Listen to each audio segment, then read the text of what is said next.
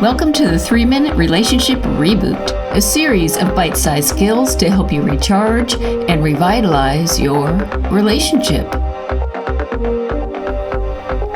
I wanted to talk to you about this next concept because of all the strategies that were presented in my workbook.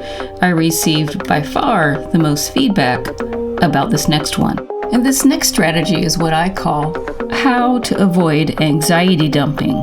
So before we go any further, what is anxiety dumping? Well, anxiety dumping is common. We've all done it and we've all had it done to us. And those sharing stress, worry, and fear with our partners can actually help build closeness. Sharing too much of it can create distance.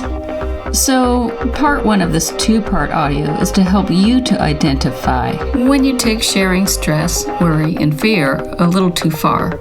And when it's no longer healthy sharing, but it becomes something else. And that something else is anxiety dumping.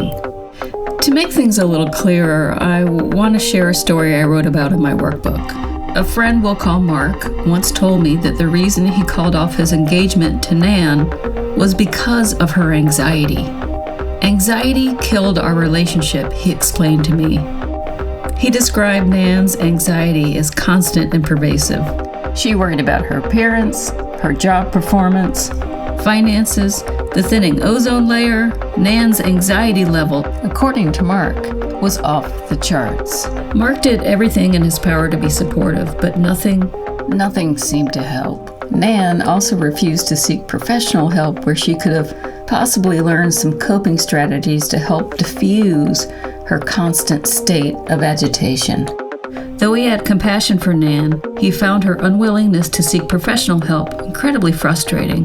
Over time, he felt increasingly drained, stressed, and powerless, and for the sake of his own mental health, ultimately found it necessary to end the relationship.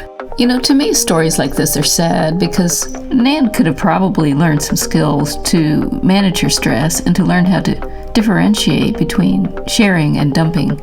And going to therapy or going to a class on anxiety or simply seeking out a resource like this may have given her a shot at figuring that out. So, how can you be more mindful about anxiety dumping?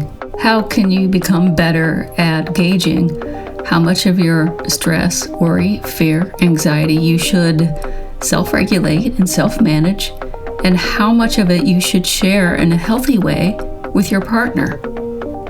Not an easy question. But now that you know what anxiety dumping is, stay tuned for part 2 of this audio to learn some specific strategies on how to avoid anxiety dumping.